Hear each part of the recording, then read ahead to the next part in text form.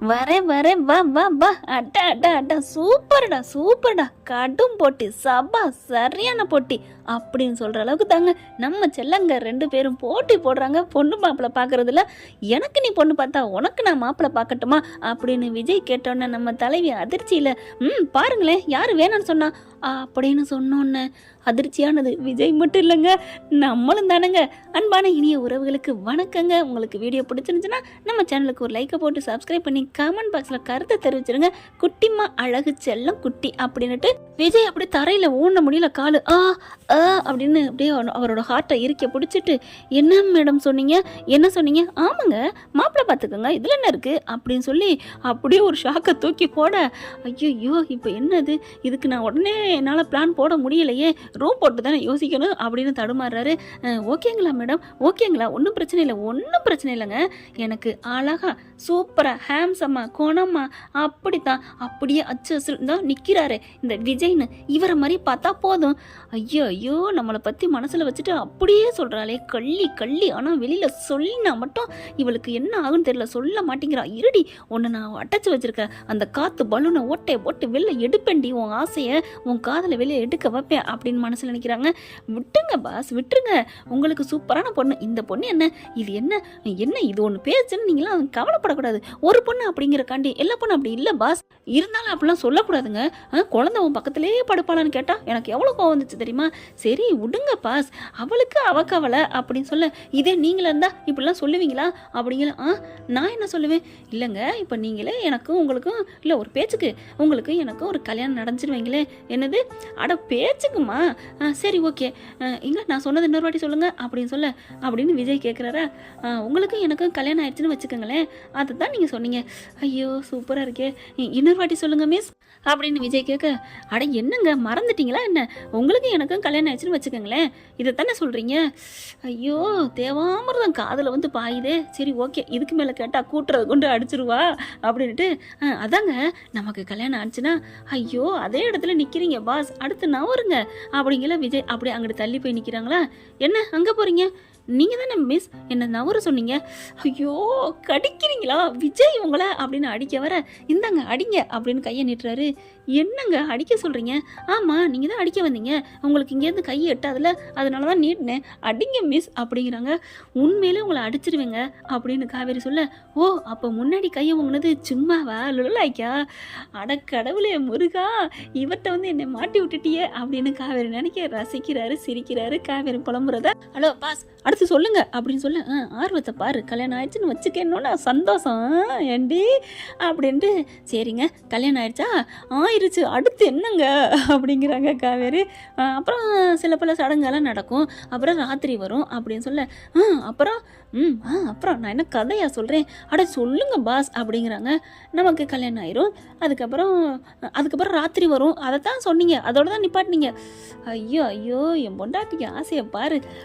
அதுக்கப்புறம் ராத்திரி ஆயிருமா, எல்லாரும் ஹஹான்னு சிரிப்பாங்க.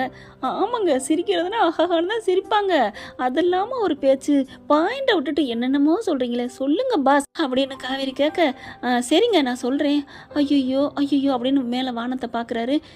என்ன மேலே தேடுறீங்க, இல்லை நான் எதோட விட்டேன், ஐயோ என்ன பாஸ் ராத்திரி ஆயிரும் அதுக்கப்புறம் என்ன அப்படின்னு காவேரி கேட்க, கரெக்டுங்க நீங்கள் பயங்கர ஷார்ப்புங்க, அப்படியே விட்ட இடத்துல மெமரியாக சொல்கிறீங்களே, நீங்கள் அறிவாளி, நீங்களாம் படிச்சிருந்துன்னா பெரிய சிஓ ஆயிருக்கலாம் அப்படிங்கிறாங்க. ஹலோ அது அப்போ நீங்கள் இப்போ சொல்லுங்கள், எதோட விட்டுன்னு சொல்லிடாதீங்க, ராத்திரி ஆயிரும் எல்லாரும் சாப்பிட்டு முடிச்சிருவாங்க, அதுக்கப்புறம் படுக்க போவாங்க, அதுதாங்க அடுத்து என்ன சொல்ல வர்றீங்க அதை சொல்லுங்க அப்படிங்கிறாங்களா.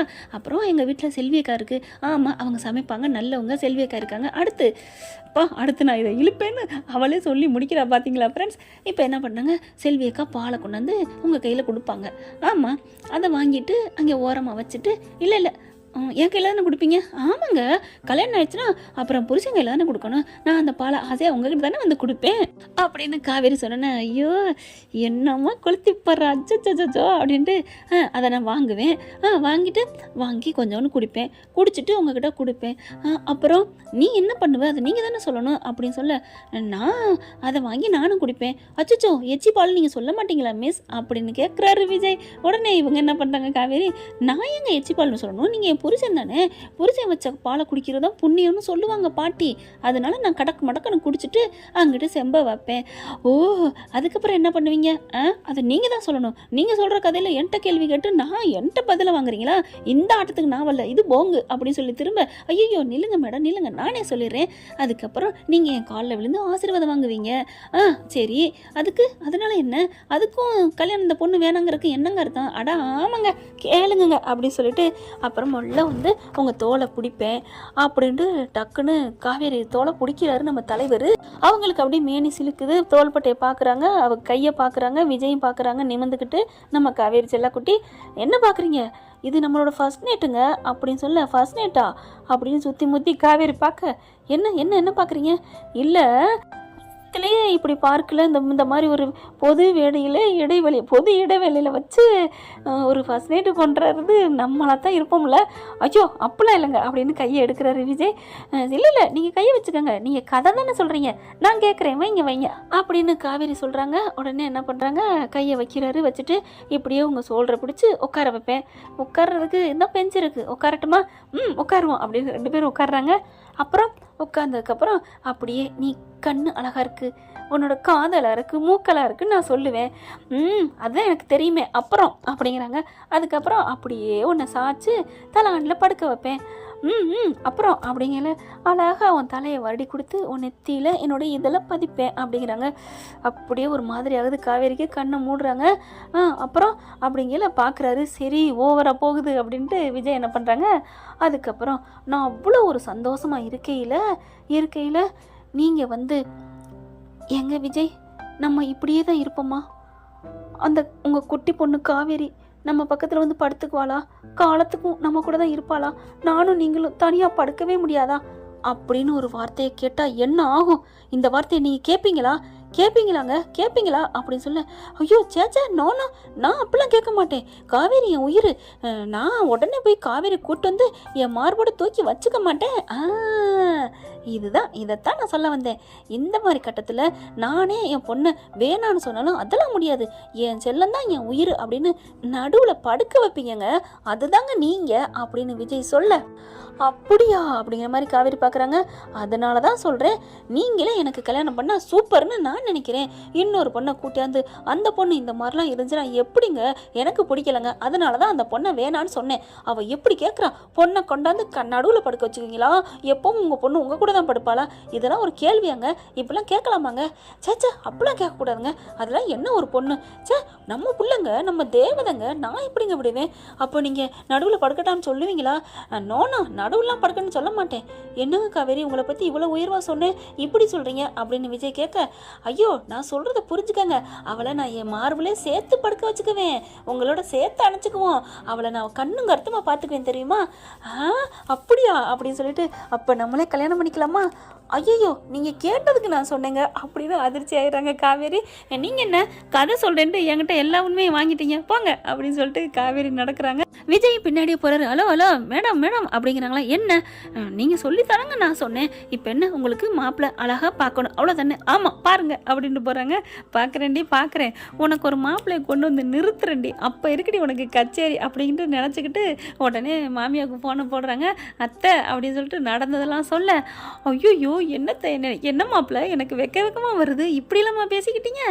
ஆமத்தை உங்கள் பொண்ணுக்கு முள்ளால் எடுக்கணுங்கிற மாதிரி அவள் பாணியிலே போய் பேசி மடக்கணும்ல, அவள் மனசில் இருக்கலாம் கொட்டிட்டா, நான் பிள்ளைய மார்போட வச்சுக்குவேன், நான் கட்டி பிடிச்சிக்குவேன் அப்படின்னு சொல்கிறா. இருந்தாலும் இந்த மண் ஓட்டலை மீசலைன்னு சொல்லுவாங்கல்ல, டக்குன்னு எஸ்கேப் ஆயிராத்த. எப்படித்த பெற்று வளர்த்தீங்க? போங்க தம்பி, எல்லாருமா இருந்தேன் பெற்று வளர்த்தேன், அது தெரியுமா அத்தை? ஆனால் அறிவாளி அத்தை உங்கள் பொண்டாட்டி, உங்கள் பொண்ணு, அதனால தான் என் பொண்டாட்டி ஆக்குறதுல நான் ரொம்ப சந்தோஷப்படுறேன்னு ரொம்ப பெருமைப்பட்டுக்கிறாங்க. ஹலோ வாங்க, மாமியார்கிட்ட தானே பேசுகிறீங்க அப்படின்னு சொல்ல. என்னது மாமியாரா? ஆமாம் அத்தைன்னு நீங்கள் சொல்லுவீங்களே, எனக்கு தெரியாதா என்ன அப்படின்னு காவேரி போகிறாங்க. அத்தை உங்கள் பொண்ணு மாமியார்னு உங்களை எனக்கு சொல்லிட்டா. அப்போ அவன் மனசில் முழுக்க இருக்குது. அவன் மாப்பிள்ளாரும் பார்க்க சொல்லியிருக்கா, நல்ல மாப்பிள்ளைய பார்ப்போம், ஒரு ஐடியா சொல்கிறேன் அப்படின்னு எக்ஸிக்யூட்டிவ் பண்ணுறாங்க நம்ம சாரதா மேடம். அவங்க ஒரு சில பல ஐடியாக்கள் நிறைய சொல்ல போகிறாங்க. அதன் பிறகு என்ன நடக்குங்கிறத அடுத்த எபிசோடில் பார்க்கலாம் ஃப்ரெண்ட்ஸ். இந்த பதிவு உங்களுக்கு பிடிச்சிருந்துன்னா உங்கள் பொண்ணான கையில் ஒரு லைக்கை போட்டு சப்ஸ்கிரைப் பண்ணிடுங்க, ஆதரவு கொடுங்க ஃப்ரெண்ட்ஸ். தேங்க்யூ. இந்த வீடியோ உங்களுக்கு பிடிச்சிருந்தா தயவு செய்து லைக் பண்ணுங்க. இன்னும் அப்டேட்ஸ்க்காக சேனலை சப்ஸ்கிரைப் பண்ண மறக்காதீங்க. நம்ம கிட்ட இருக்க எல்லா சேனல்ஸோட லேட்டஸ்ட் வீடியோ அப்டேட்ஸ்க்காக மேல ரைட் சைடுல காட்டுற லிங்கை கிளிக் பண்ணி வாட்ஸ்அப் குரூப்ல ஜாயின் பண்ணுங்க. உங்களிடம் விடைபெறுவது நான் உங்கள் மெஹர்.